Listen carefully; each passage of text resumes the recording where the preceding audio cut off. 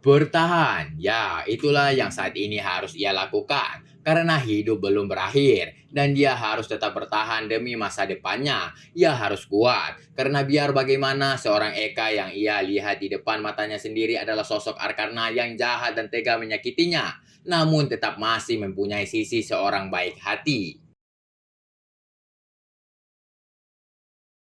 Terbukti, ia begitu banyak menolong ayahnya, mulai dari memberikan pinjaman kepada perusahaan milik ayahnya, setelahnya menanggung biaya seluruh korban bencana kebakaran kala itu. Selanjutnya, malah menolong ayahnya kembali untuk membeli saham Sanjaya Group sebesar 75% dan memutuskan keseluruhan karyawan berkantor di Eka Group untuk sementara waktu. Rere tak memungkiri akan kebaikan Eka dari sisi itu.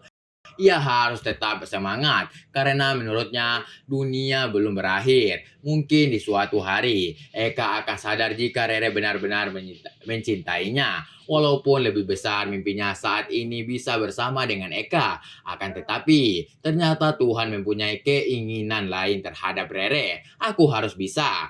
Aku harus bertahan. Semangat Renata, gumamnya menghibur dirinya sendiri. Rere tampak menahan nafas sambil menjalankan mobilnya memasuki gerbang tersebut. Tak lupa juga mengambil karcis, lalu melanjutkan menuju ke dalam. Setelahnya, tersadar setelah melihat pantai yang tak jauh darinya saat ini. Rere pun menghentikan mobilnya, di mana juga ia merasakan dadanya kembali sesak. Tempat ini adalah tempat yang sama di mana ia melepas dirinya untuk Eka, melepaskan semua kerinduannya akan sosok pria itu, mengungkapkan perasaannya menggunakan bahasa. Namun, ternyata pria itu telah tersinggung setelahnya.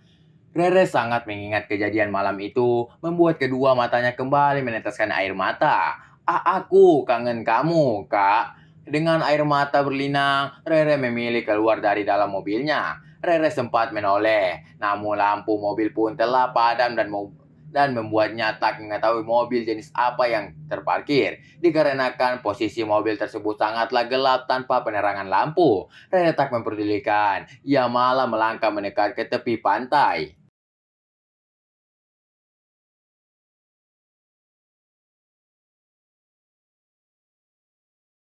Sesaat, ia berdiri menatap pantai dengan perasaan yang berkecamuk. Lama ia menatapnya, lalu terlihat Rere mencoba tersenyum dalam kesakitannya, berusaha melawan segala rasa yang telah menderanya. Maaf, sepertinya mimpiku bisa kesini lagi bersamanya akan tertunda untuk sementara waktu. Rere berucap sambil sesenggukan. Semilir angin pantai yang menerpa masih saja tak mampu meredakan rasa kesakitannya malam ini. Rere mengambil batu kecil, lalu memegangnya sesaat, menarik nafasnya dalam-dalam, kemudian mengembuskan bersamaan tangannya bergerak ingin melempar batunya ke pantai. Dan mulutnya pun terbuka seakan ingin berteriak, Eka, aku benci kamu. Batu terlempar dan mendarat di lautan bersamaan nafasnya yang telah tersengal setelah ia meneriakkan kekesalannya dan juga kesedihannya menyebut nama pria itu. Pria yang menyebabkan semua ini. Rere kembali berjalan menyusuri pinggiran pantai sambil kedua lengannya terlipat di. Perasaannya sungguh perih saat ini.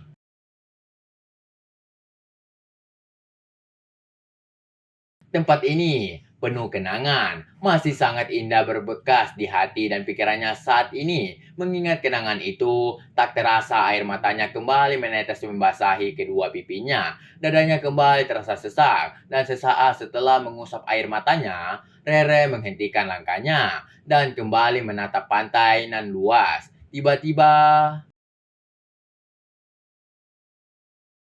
Rere mendengar langkah kaki yang mendekat kepadanya, namun ia tak memperdulikan karena ia masih ingin menatap pantai berlama-lama. Sambil mengusap-ngusap sendiri kedua lengannya, Rere menarik nafasnya dalam-dalam.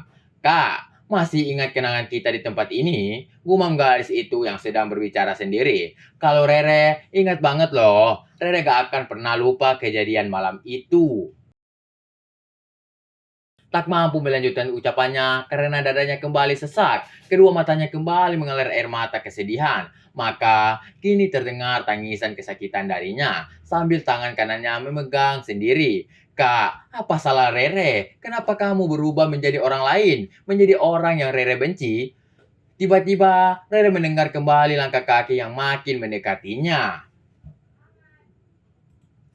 Dan kini merasakan kehadiran seseorang di belakangnya. Dengan perasaan yang tak menentu, Rere menahan nafas dan mengusap kedua matanya. Berharap orang yang berdiri di belakangnya bukanlah orang jahat. Rere sengaja diam. Hening pun terjadi. Dan hanya sesekali terdengar senggukan darinya.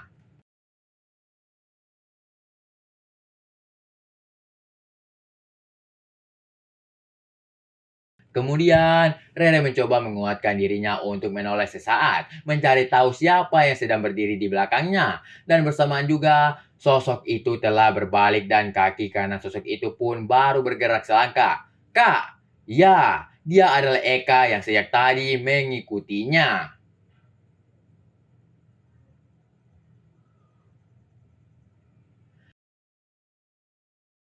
Eka menghentikan langkahnya dan terdiam sesaat. Rere memegang dan mencoba untuk tidak mengeluarkan air mata. Jantungnya pun telah berdebar-debar dan berpikir, akan apa pria ini berada di tempat ini?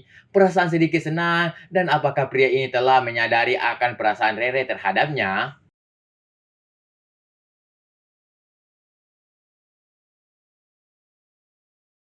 Bahagianya jika memang benar seperti itu. Kak, kakak mau ngapain di sini? Dengan bibir bergetar, Rere mengeluarkan pertanyaannya. Tampak Eka yang masih berdiri membelakanginya pun akhirnya membalikan badan. Sambil kedua tangan telah masuk ke saku celana, menatap wajah Rere yang penuh kepedihan dengan tatapan dingin.